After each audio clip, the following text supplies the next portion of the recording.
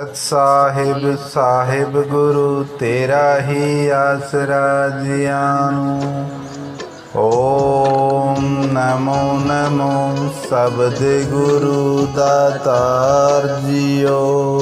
नमो नमो माँ प्राकृति मेरे सतगुरु जी अवतार जियो। मेरे साहिब जी अवतार जियो जी, मेरे मालिक जी अवतार जियो। सत साहिब साहिब गुरु तेरा ही आसरा जियानो। सबका कल्याण हो, खुश रहो। सत साहिब साहिब गुरु तेरा ही आसरा। नमः नमः सत साहिब जी। तो आज हम बात करने वाले हैं संत स्वामी राजेंद्र जी महाराज जी से। आश्रम में जानेंगे महाराज जी से कि क्या कष्ट दोष व मानसिक कोई भी बीमारी या रोग कैसे ठीक होता है, साथ में हमें क्या करना चाहिए। हम पूजा पाठ करते हैं फिर भी हमारे साथ ये सब क्यों होता है, तो जानेंगे गुरु जी से। प्रणाम गुरु जी।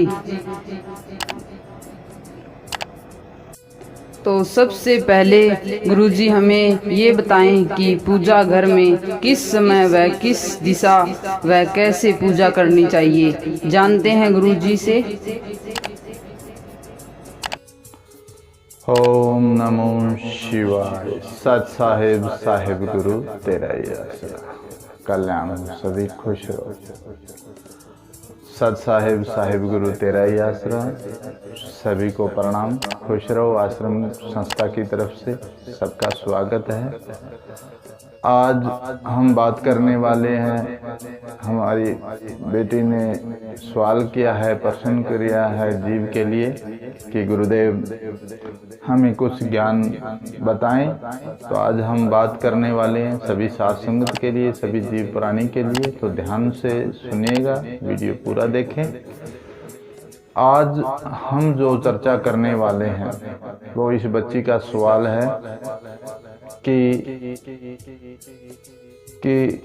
अभी इस बेटी ने ये सवाल पूछा है कि गुरुदेव पूजा पाठ के बारे में तो हम सभी से एक बात पूछते हैं कि जो भी पूजा पाठ करते हैं वो दुखी हैं। कहते हैं कि पूजा पाठ करते हैं फिर भी हमारा नुकसान होता है, जैसे हमें फ़ायदा नहीं मिलता।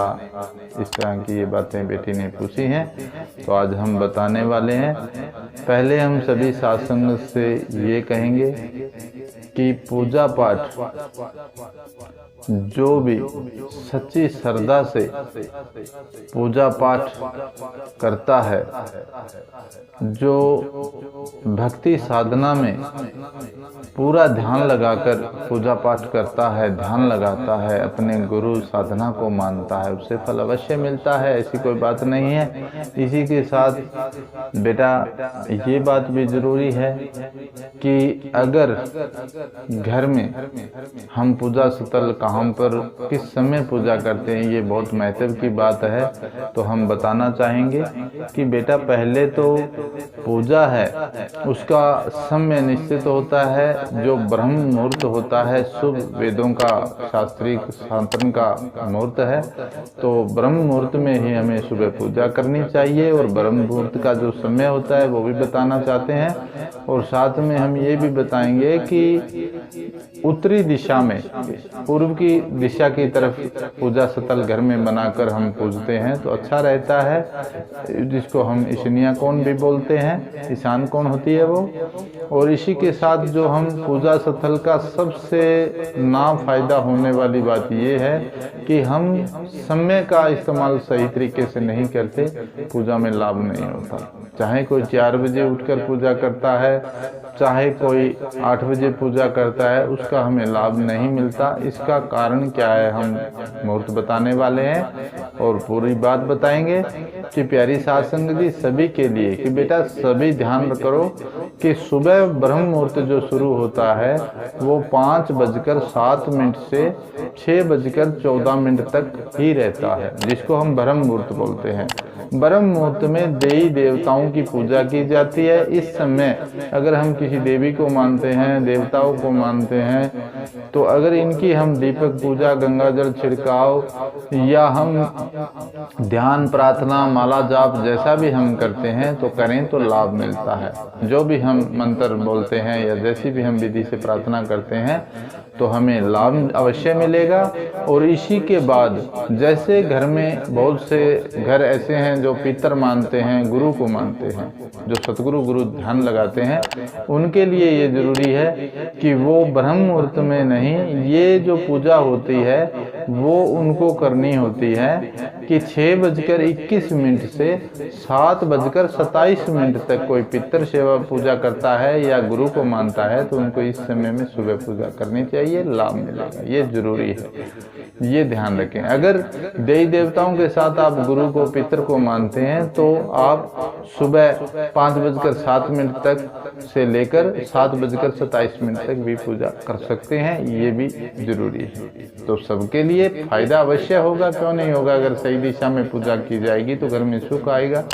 और इसी के साथ हम ये भी बताना चाहते हैं कि शाम संध्या के समय जब हम पूजा पाठ करें, कोई भी घर में पूजा का पाठ करें, किसी भी धर्म का हो, तो उसके लिए सबसे जरूरी ये समय है कि 5:10 से सूर्य छिपत से पहले हमें पूजा शुरू कर लेनी चाहिए।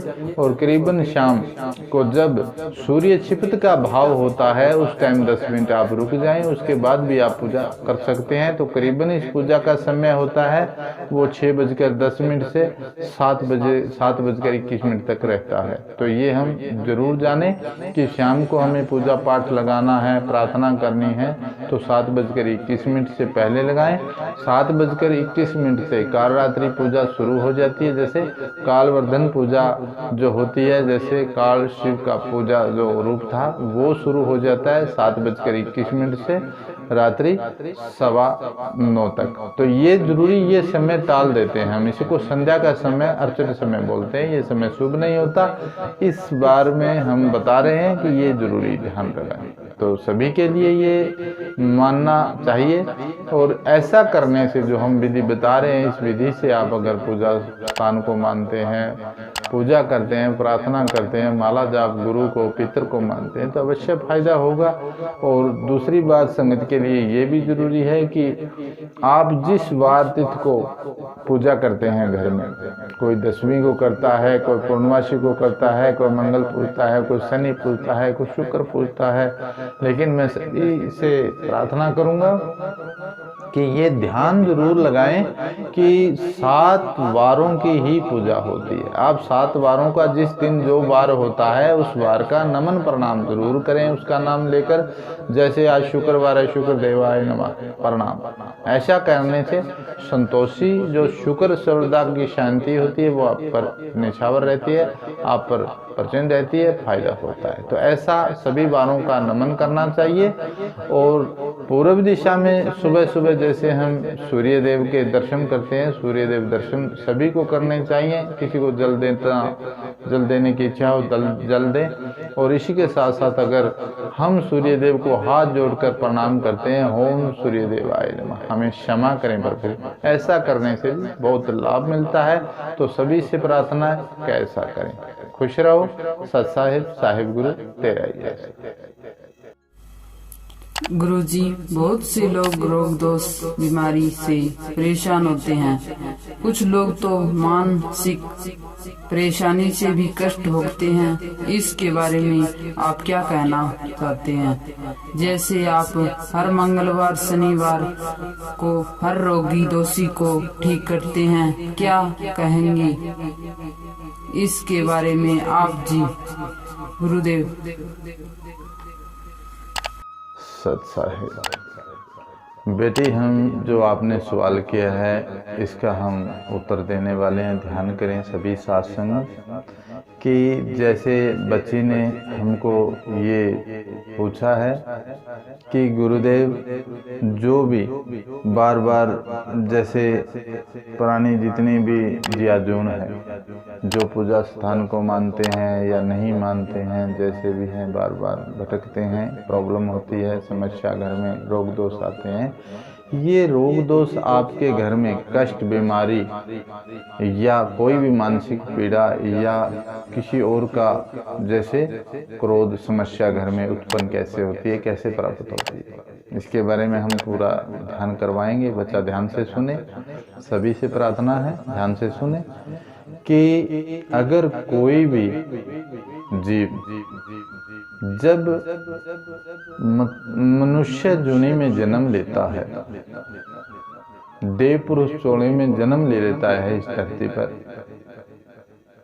और वो नेक राह पर चलकर अच्छे कर्म करता है, विधि विधान से देवी देवता कुल शिवरदा को पूजता है, तो उस प्राणी की रक्षा खुद ईश्वर किसी सतगुरु स्वरूप में आकर जीव को राह बताते हैं, उसका कल्याण करते हैं, उसकी सुरक्षा करते हैं, रक्षा करते हैं। ये सच है। और इसी के साथ कि किसी मनुष्य चोले में ही हमें ज्ञान प्राप्त होता है। ईश्वर सीधा किसी के घर आकर भी उसे ज्ञान नहीं करवाते। ईश्वर किसी स्वरूप का सहारा लेते हैं, किसी प्रत्येक इंसान का सहारा लेते हैं, किसी संत का विचार उसकी धारणा से ही घर तक पहुंचते हैं। ये सच है। तो इसीलिए हम सभी से ये बार बार बताते हैं। हमने एक प्रोग्राम, सत्संग के प्रोग्राम में ये साथ संगत को समझाया भी था, बताया भी था कि जब तक जीव किसी अच्छे गुरु तक पहुंचता है, उससे पहले वो बुराई की तरफ भटकता है, बुराई के रास्ते पर चल पड़ता है। इसीलिए घर में ये प्रॉब्लम आ जाती है। घर में जैसे देवी देवताओं को हम मानने की बात करते हैं, तो कई महापुरुषों ने ये भी कहा है कि देवी देवताओं को नहीं मानना चाहिए। मैं उनसे भी ये प्रार्थना करूंगा कि कुल संवर्धा जिसकी भी हो, सब जीव के लिए लागू है। प्रथम गद्दी हो, प्रथम गुरु देवी देवता हो, जैसे भी हो, उनसे ही हमारा कल्याण हो सकता है, जो कुल संवर्धा है, जो कुल की विधि होती है। और दूसरी बात इसी के साथ हम ये भी कहना चाहेंगे कि जैसे घर में किसी को डर, भय, दोष, काया कष्ट, रोग दोष, बीमारी, बार बार कोई लक्षण या मानसिक सक्रिया से कोई मानसिक प्रॉब्लम, चिंता, ऐसी समस्याएं रहती हैं, उसका ये कारण है कि घर में आपका पूजा स्थल ठीक नहीं है। दूसरी बात ये है कि आप पूजा भक्ति में ध्यान नहीं लगा पाते, भटके हुए। अगर आपकी पूजा सही तरीके से हो, अगर सही जगह पर हो, सही दिशा में हो, तो आपके घर में ये प्राप्त होगा। ईश्वर सही दिशा से क्या कहा है, किसी ने, हमने एक सत्संग में भी बताया था, सभी को भी ये पता है कि भोजन करते समय हमें एक गैस या चूल्हा, जैसे भी जो चूल्हा घर होता है, उसके पास रसोई में हमें किचन में जाना होता है। भोजन उसी में बनता है। भोजन को बनाने के लिए हमें मतलब क्या है कि उस अग्नि माता, उस सर्वशक्ता का सहारा लेना पड़ता है। इसी तरह भगवान की पूजा आराधना करने के लिए भी हमें सही दिशा का मतलब क्या है कि ध्यान लगाना होगा, तभी हमें सफलता मिलेगी। और साथ में बेटी ने ये भी पूछा है कि बार बार जीव किसी बीमारी से ठीक नहीं होते, समस्या आती है। इसका भी ये कारण है कि हमने पहले भी इस वीडियो में बताया, और वीडियो भी बहुत सी हैं जिन्होंने हमने बताया है कि सबसे महत्वपूर्ण बात यह है कि आप पूजा, जो भी पूजा आप करते हैं, समय का पूरा ध्यान रखें। शाम को करते हैं साधना में या सुबह करते हैं, तो उसका पूरा ध्यान लगाएं। बहुत सी बहन बेटियां हैं जो गंगा जल का छिड़काव लगाती हैं, फिर मेन गेट के आगे कार लगा देती हैं, लोटे से धारा से गंगा जल की कार लगा बंद कर देती हैं कि अंदर के अंदर, बाहर के बाहर। ये सभी बहन बेटियों के लिए और सभी जीवों के लिए गलत है कि घर को बांधना नहीं चाहिए। बांधने से प्रॉब्लम बढ़ जाती है, सुख नहीं होता। अगर गंगाजल माता का सत्कार आपको करना है तो छिड़काव दीजिए कि हमारे जितने घर में है उसमें शुद्धता, पवित्रता, सुख, शांति बनी रहे। तो ऐसी प्रार्थना करनी चाहिए। जीव जो बुराई की तरफ जाता है, ईश्वर का भी अपमान होता है, देवी देवताओं का अपमान, गुरु का भी अपमान होता है। और सबसे महत्वपूर्ण हम बेटी बात ये करना चाहेंगे जीव से कि अपने गुरु की मर्यादा में ही इंसान आगे बढ़े। अगर नहीं ज्ञान है तो किसी सच्चे गुरु के पास जाकर पूछ। अगर आपने गुरु नहीं बनाया है और कहा भी सतगुरु महाराज की ग्रंथों में भी ये लिखा है कि इस देह को गुरु की जरूरत होती है, गुरु बिना इस देह का कुछ नहीं बनता। और इस मनुष्य चोले में हम इस धरती पर आकर अच्छे कर्म करें, ध्यान लगाएं। देव पुरुष चोले की पूजा होती है, माना जाता है, इज्जत की जाती है, इज्जत पाते हैं। तो अच्छे कर्म करने की कोशिश करें, कल्याण होगा। तो मैं सभी से ये कहूँगा कि सबसे प्रथम बात ये है इस वीडियो की कि आप अपने कुल के देवी देवताओं को, कुल के जो भी आपकी धामना है उसको माने, सही दिशा में माने, समय सिर माने, उनका आदर करें। जिन वारों में भी आप पूजा पाठ करते हैं उन वारों का सत्कार करें, परहेज करें। और किसी सत्संग, सतगुरु, ध्यान साधना से आप जुड़े, किसी भी मंदिर मस्जिद, किसी साधना से भी आप जुड़े, उनका आदर करें। दान पुण्य की बात है तो हम नहीं कहते कि आप करोड़ों का दान कीजिए, लेकिन श्रद्धा ईश्वर के नाम से आप जो भी श्रद्धा जहाँ भी करते हैं, जिस प्राणी या जून के साथ भी करते हैं, कल्याण होता है। तो सभी साथ संगत खुश रहो। प्रिय बेटा, आपका भी कल्याण हो, खुश रहो। सत साहिब, साहिब गुरु तेरा ही जय। जी गुरुदेव, धन्यवाद। आज हम बच्चों को ज्ञान कराया। आपने सतगुरु कृपा से आपकी ये सेवा अमर रहे। जय गुरुदेव। सत साहिब जी।